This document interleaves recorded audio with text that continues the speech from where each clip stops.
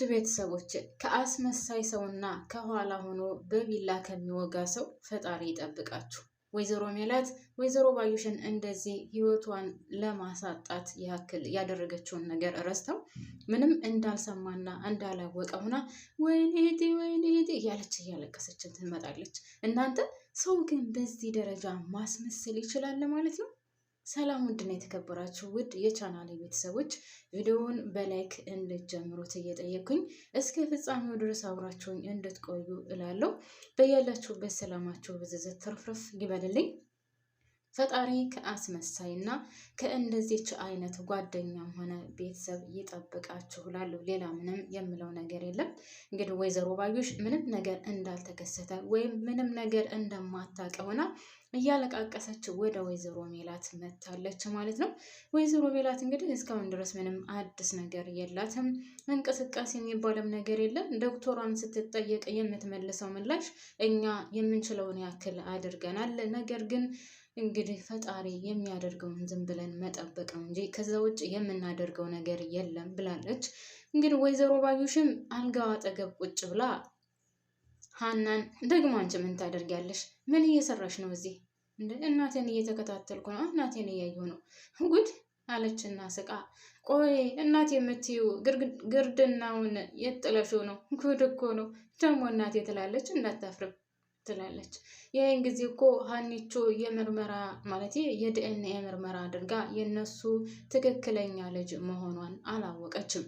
ነገር ግን አሁን እሷ የመሰላት እንደዚሁ ዝም ብላ መጥታ እየጠበቀቻት ነው የመሰላት፣ ወይም ደግሞ ያው ከዛ ቤት ስለማጠፋና ቀረቤታዋ አሪፍ ስለሆነ ከዛ ቤት ምናልባትም ለዛ ነው የመሰላት። ነገር ግን የዲኤንኤ ምርመራ ተደርጎ እሷ እውነተኛ ልጅ እንደሆነች በፍጹም የምታውቀው ነገር የለም። እኔ ግን አሁን ምን እንደምፈራ ታውቃላችሁ ቤተሰቦች? አሁንም ወይዘሮ ባዩሽ የሜላት ጉዳይ በቀላሉ የምትተወው አይደለችም። ሀኒቾ እባክሽን እዚህ ጠብቂኝ፣ እኔ ዶክተሯን አናግሬ ልምጣ ብላ ትታት ትወጣለች። ነገር ግን ወይዘሮ ሜላት ወይዘሮ ባዩሽ ምንድን ነው ያለቻት? እንዴት እንደዛ መትችሽ ትተርፊያለሽ? መትረፍ የለብሽም። ከተረፍሽ ደግሞ በጣም በኃይለኛው ጦርነት እንገባለን። ያለበለዛ እዚሁ አፍኜ ነው የምገልሽ እንጂ አንቺ በፍጹም መትረፍ የለብሽም እያለች አሁንም እየዛተችባት ነው። ታውቃላችሁ እንደዛ ስትናገር ምን እንደተመኘው? ምን ነው እንደው ወይዘሮ ሜላት ጥንጥ የሚሆን የሆነ አለ አይደለ የምሰማው ነገር በኖረ ጥላቷን ትንሽም ቢሆን ታውቅ ነበር። እንደዛ ስትናገር በነገራችን ላይ አንዳንድ ሰዎች እንደዚህ አይነት በሽታ እየገጠማቸው የማይንቀሳቀሱ ወይም ደግሞ ምንም ነገር እንትን የሌላቸው እኮ የመስማት ቻንሱ ይኖራቸዋል። ስለዚህ እኔ ተመኘው ታውቃላችሁ ወይዘሮ ባዩሽ እንደዛ ሜላትን ስትናገራት፣ ወይዘሮ ሜላት ምነው ትንሽዬ ነገር እንደው በኋላ ስትነሳ የምታስታውሰው ትንሽዬ ነገር በሰማች ብያልኩኝ ተመኘው፣ የእውነት ተመኘው ታውቃላችሁ። ያለበለዛ ግን አሁንም ትቀጥልበታለች። እንግዲህ እንደዛተችው ከሆነ አንደኛ አትተዋትም፣ እንድትረፍ አትፈልግም። ሁለተኛ ከተረፈች ደግሞ በጣም ትልቅዬ ጦርነት ሁለታቸው እንደሚገቡ ነው እንግዲህ ስትናገር የነበረው። ነገር ግን ሰው ሲገባና አሁን ፖሊሶቹ ወዲያው መጥተው ነበር። በነገራችን ላይ ፖሊሶቹን ስታይ ግን በቃ ውሃ ቀዝን ነው የምታደርገው። በዛ ላይ ደግሞ ከአሴር ጋር አሴርን ልትገለው ነው እናንተ። አንተ ደግሞ ማነክ? በየሄድኩበት ቦታ ትከታተለኛለህ። ለምንድን ነው የምትከታተለኝ? ቆይ አንተ ምንድነህ? እዚህስ ምን ትሰራለህ? ከዚህ ክፍል ውጣ እያለችው ነበረ አሴርን።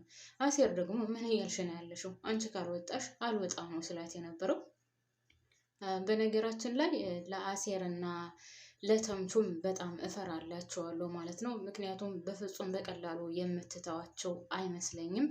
ስለዚህ በጣም ከባድና ትልቅዬ አደጋ እንዳታደርግባቸው። እሷ እንደሆነች ሰው ማስገደልና ሰው መግደል በፍጹም ምንም መስሎ የማይታያት ሴትዮ ናት። ስለዚህ በፍጹም በቀላሉ የምትለቃቸው አይደለችም። ብቻ ፈጣሪ ይጠብቃቸው። እኔ ሌላ ምንም አልልም። በተለይ አሴርን ደጋግማ እንትን ብለዋለች። እንደውም አንድ ጊዜማ አንገቱን ሁሉ እንቅ አድርጋ አስገድልሃለሁ፣ እየተከታተልከኝ እንደሆነ ካወቅኩኝ እውነት ትሞታለህ ብላ እንትን ብለዋለች። አሴር ደግሞ እንደምንም አልቆጠረውም በነገራችን ላይ።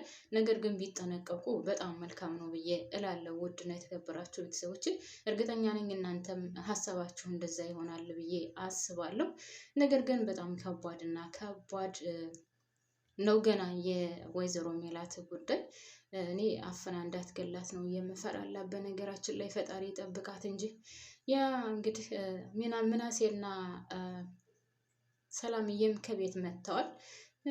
እነሱ ራሱ በጣም ነው የሚያሳዝኑት ሆነን ለመናገር። ሰላምዬ ራሱ እንደዛ ቁጭ ብላ ስታለቅስ ስለ ድንግል ማርያም ስለምን ምናምን ስታዩ ሆነን ለመናገር ነገሮች በጣም ከባድ እንደሆኑ እና እናት ምን ያክል ዋጋ እንዳላት የሚያሳይ ነው። እና እኔ በጣም ነው ያሳዘነችኝ ሰላም ራሱ።